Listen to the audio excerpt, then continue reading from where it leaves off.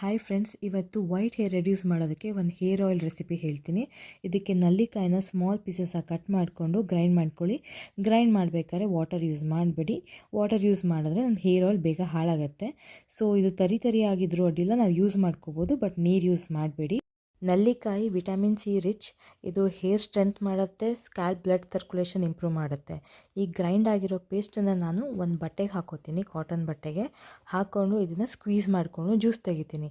ಇದೇನಾದರೂ ಜಾಸ್ತಿ ಇದ್ದರೆ batch wise ಮಾಡಿಕೊಂಡು ಜ್ಯೂಸ್ ತಗೋಬೋದು, ಸ್ವಲ್ಪ ಇದ್ದರೆ ಒಂದೇ ಟೈಮಿಗೆ ಜ್ಯೂಸ್ ಎಕ್ಸ್ಟ್ರಾಕ್ಟ್ ಆಗಿಬಿಡುತ್ತೆ.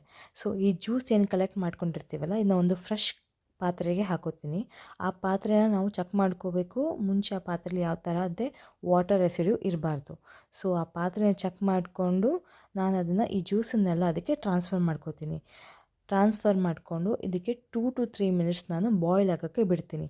ಬಾಯ್ಲ್ ಆದ ತಕ್ಷಣ ಇದಕ್ಕೆ 1 ಲೀಟರು ನಾನು ಎಳ್ಳೆಣ್ಣೆ ಹಾಕೋತೀನಿ. ಕಪ್ಪು ಎಳ್ಳೆಣ್ಣೆ 1 ಲೀಟರ್ ಹಾಕೋತೀನಿ. ಸೊ ನಾನಿಲ್ಲಿ ತೊಗೊಂಡಿರೋದು ಇದು ಕಪ್ಪೆಳ್ಳೆಣ್ಣೆ, ಈ ಥರ ಕಲರ್ ಇರುತ್ತೆ.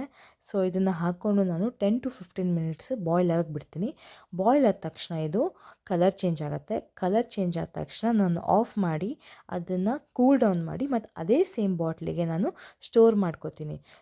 ಕಪ್ಪು ಎಳ್ಳೆಣ್ಣೆಯಲ್ಲಿ ಮೆಲಿನ್ ಕಂಟೆಂಟ್ ಇರುತ್ತೆ. ಇದು ನಮ್ಮ ವೈಟ್ ಹೇರ್ ರೆಡ್ಯೂಸ್ ಮಾಡೋದಕ್ಕೆ ಹೆಲ್ಪ್ ಮಾಡುತ್ತೆ. Thank you.